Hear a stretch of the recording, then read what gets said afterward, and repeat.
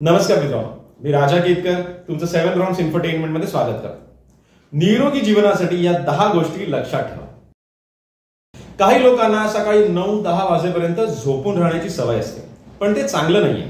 सकाळी 7च्या आधी झोपून उठा आणि झोपून उठल्यानंतर सर्वात आधी नित्यकर्मातून मुक्त व्हा.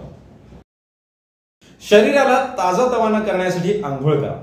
काही लोकांना आंघोळ करायचा कंटाळा असतो, पण शरीराला फ्रेश आणि ऍक्टिव्ह ठेवण्यासाठी आंघोळ आवश्यक आहे.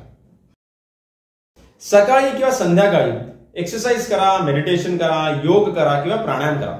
यापैकी तुम्हाला जे आवडेल ते करा, पण यामुळे तुमचं मन आणि शरीर ताजतवानं होतं. काही लोकांना सकाळचा नाश्ता स्किप करण्याची सवय असते, पण हे शरीरासाठी चांगलं नाहीये.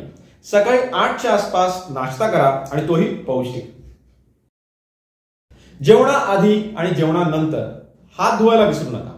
हात धुण्याचं महत्व आपल्याला कोविडने शिकवलंच आहे. खाऊन झाल्यानंतर दात घासायला विसरू नका.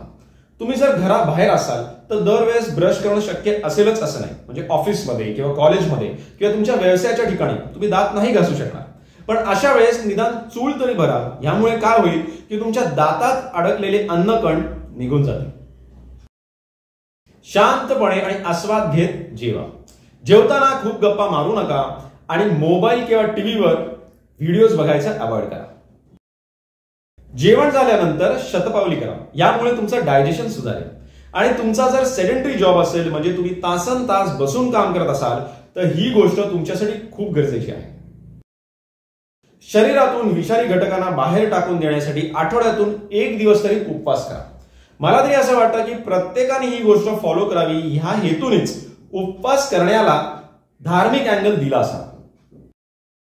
फक्त तरुण मंडळीच नाही तर वयोवृद्ध सुद्धा झोपायच्या आधी मोबाईलवर व्हिडिओज किंवा रील्स बघतात. ही त्यांची सवय झाली, पण मोबाईलच्या ब्ल्यू लाईटमुळे त्यांच्या झोपेवर परिणाम होतो. आणि म्हणूनच झोपायच्या आधी मोबाईल बघणं किंवा मोबाईल वापरणं टाळा आणि 10 ते 11च्या आसपास झोपून जा. या व्यतिरिक्त तुम्हाला अजून काय सुचतंय ज्यामुळे आपलं आरोग्य चांगलं राहील ते कमेंट सेक्शन मध्ये जरूर मेन्शन करा. तुम्हाला व्हिडिओ आवडला असेल तर लाईक करा आणि आपल्या चॅनलला सबस्क्राईब करायला विसरू नका. जय हिंद, जय भारत.